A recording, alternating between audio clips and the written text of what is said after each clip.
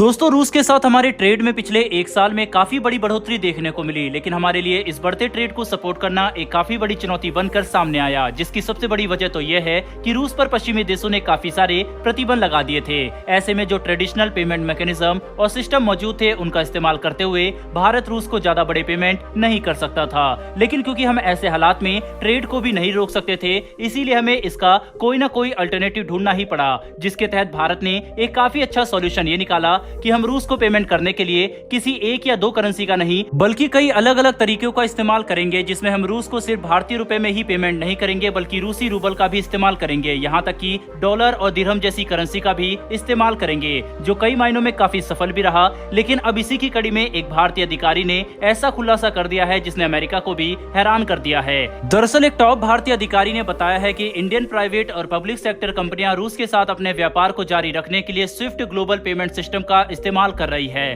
ताकि रूस को अमेरिकी डॉलर में पेमेंट की जा सके। अब ये खबर चौंकाने वाली इसलिए है क्योंकि यूक्रेन युद्ध के शुरू होने के मात्र कुछ ही महीनों के अंदर अमेरिका ने सभी यूरोपियन देशों के साथ मिलकर रूस पर काफी भारी प्रतिबंध लगा दिए थे, जो न कि सिर्फ रूसी बैंकों को सैंक्शन करते थे, बल्कि रूस को स्विफ्ट ग्लोबल सिस्टम से भी बाहर कर रहे थे। ऐसे में जब इंडियन ऑफिशियल ने कहा कि आज भी कई भारतीय कंपनियां रूस के साथ ट्रेड करने के लिए स्विफ्ट पेमेंट सिस्टम का इस्तेमाल कर रही है ताकि हम रूस को डॉलर में पेमेंट कर सके, तो इस खबर ने चारों तरफ एक नई डिबेट शुरू कर दी है कि क्या भारत का ये कदम सही है या फिर नहीं, और आखिर भारत रूस को प्रतिबंधों के बावजूद स्विफ्ट ग्लोबल पेमेंट सिस्टम का इस्तेमाल करके पेमेंट करने में कैसे सफल रहा। तो इसकी सबसे बड़ी वजह तो यह है कि रूस के सभी बैंकों पर प्रतिबंध नहीं लगाया गया है, बल्कि कुछ बड़े बैंक जैसे कि सबर बैंक और वीटीबी पर प्रतिबंध लगा, जो यूरोपियन मार्केट में काफी सक्रिय थे। यानी आज भी भारत के पास कई ऐसे गेटवे और बैकडोर मौजूद हैं जिनका इस्तेमाल करके हम रूस को डॉलर में पेमेंट कर सकते हैं, जिसके तौर पर हम रूस के कई छोटे बैंकों के साथ बातचीत करके स्विफ्ट पेमेंट सिस्टम का इस्तेमाल करते हुए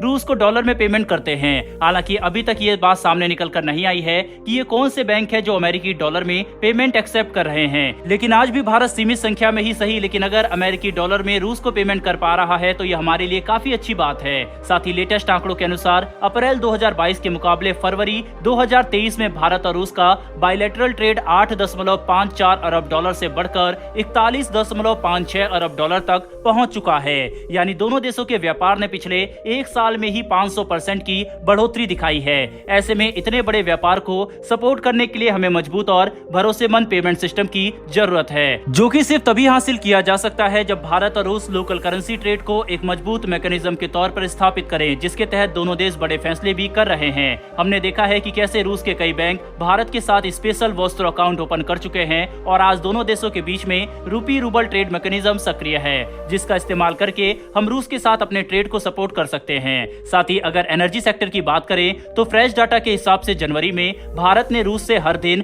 1.4 मिलियन बैरल क्रूड ऑयल का आयात किया है, जो कि दिसंबर 2022 के मुकाबले 9.2% ज्यादा है। यानी एनर्जी सेक्टर में भी भारत और रूस काफी तेजी से आगे बढ़ रहे हैं, जो भारत के लिए काफी अच्छी बात है। दोस्तों, जहां आज से मात्र एक साल पहले रूस भारत को हमारी जरूरत का मात्र 1% क्रूड ऑयल एक्सपोर्ट किया करता था, आज यही बढ़कर 35% तक पहुंच चुका है, जिसके तहत रूस इराक और सऊदी अरब को पीछे छोड़ते हुए भारत का सबसे बड़ा ऑयल सप्लायर देश बना, जिसने भारत को अपने साथ जोड़ने के लिए इंटरनेशनल मार्केट में मौजूद क्रूड ऑयल की कीमतों पर काफी अच्छे खासे डिस्काउंट दिए, जो हमारे लिए काफी फायदेमंद थे। और सबसे बड़ी बात तो यह है कि भारत और रूस के बीच आज जो साझेदारी एनर्जी सेक्टर में शुरू हो चुकी है, ये आने वाले सालों में और मजबूत होगी, क्योंकि भारत ये बात अच्छे से समझता है कि एनर्जी सेक्टर में रूस भारत का एक काफी भरोसेमंद सप्लायर हो सकता है, क्योंकि दोनों देशों के रक्षा और आर्थिक संबंध काफी मजबूत हैं। ऐसे में अगर भारत रूस के साथ अपनी साझेदारी को जारी रखता है और हम अमेरिकी डॉलर को दरकिनार करके लोकल करेंसी में ट्रेड करने का एक मजबूत इकोसिस्टम